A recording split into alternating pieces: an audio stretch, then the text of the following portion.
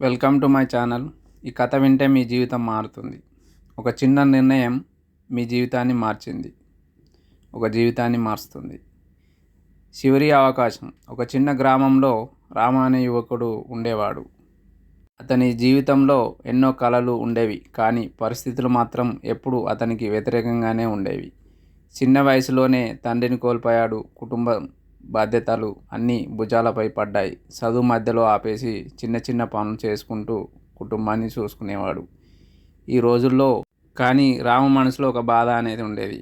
నా జీవితం ఇలాగే అయిపోతుందా? ఒకరోజు రాత్రి పని ముగించుకొని ఇంటికి వస్తున్నప్పుడు రోడ్డు పక్కన ఒక వృద్ధుడు కూర్చొని ఉండటం చూశాడు.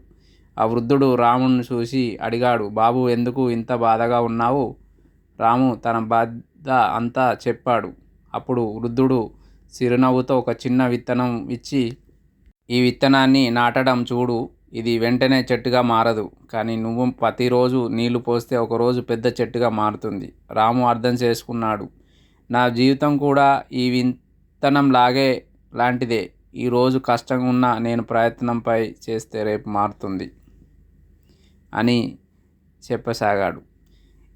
ఆ రోజు నుంచి రాము తన జీవితాన్ని మార్చుకోవాలని నిర్ణయించుకున్నాడు. పని చేస్తూనే కొత్త విషయాలను నేర్చుకున్నాడు. ప్రతిరోజు కొంత సమయం తన అభివృద్ధికి కేటాయించాడు.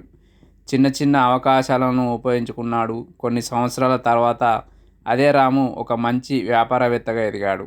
ఒకరోజు అదే వృద్ధుడిని కలుసుకున్నాడు. రాము కన్నీళ్లతో అన్నాడు, మీరు ఇచ్చిన ఆ చిన్న విత్తనం నా జీవితాన్ని మార్చింది. వృద్ధుడు నవ్వుతూ అన్నాడు, బాబు, నీ జీవితాన్ని మార్చింది ఆ విత్తనం కాదు, నీలో వచ్చిన మార్పు. జీవిత సత్యం. ఎవరు మీ జీవితాన్ని మార్చలేరు. మీరు తీసుకునే ఒక చిన్న నిర్ణయం మాత్రమే మీ భవిష్యత్తును మార్చగలదు. ఈరోజు కష్టంగా ఉన్నా బాధపడకండి, ఎందుకంటే ప్రతి పెద్ద చెట్టు ఒక చిన్న విత్తనం నుంచే మొదలవుతుంది. నీ సమయం ఆలస్యం కావచ్చు, కానీ నీ విజయం తప్పదు.